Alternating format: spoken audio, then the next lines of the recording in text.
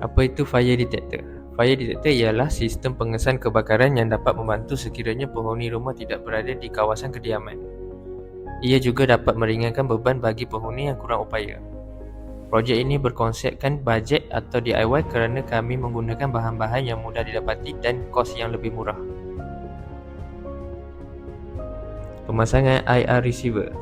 Di sini kami menggunakan multi-sensor yang menggabungkan flame sensor IR, gas sensor M2 dan temperature sensor DHT11, DHT22 bagi mengesan api, asap dan suhu semasa berlakunya kebakaran.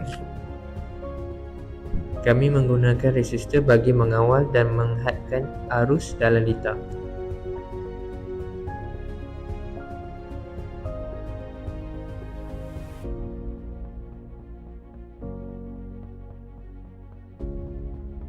Kami juga menggunakan buzzer atau sistem suara untuk menjadi pengera kepada orang sekeliling sebagai tanda amaran.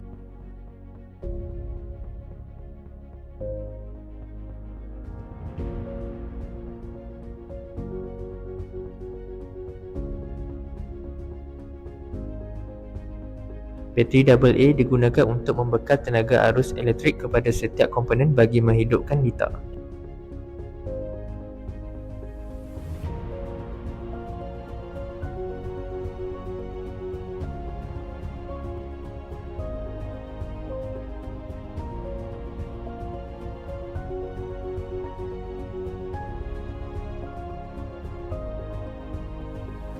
Fungsi tiub dan pam air adalah untuk dijadikan laluan air mengalir dari tangki botol ke shower arm untuk menyembur di sekeliling rumah.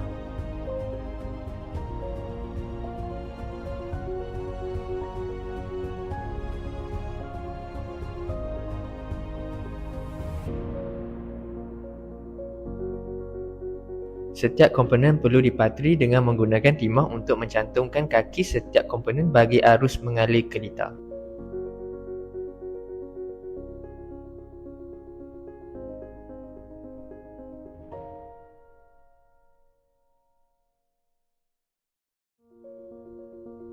Hot glue gun digunakan untuk mencantumkan pam air ke botol yang berfungsi sebagai tangki air.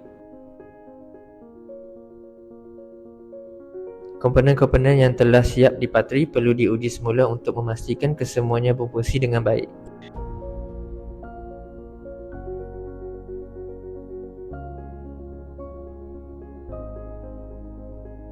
Penutup botol yang telah ditebuk digunakan sebagai shower head yang berfungsi sebagai penyembur air.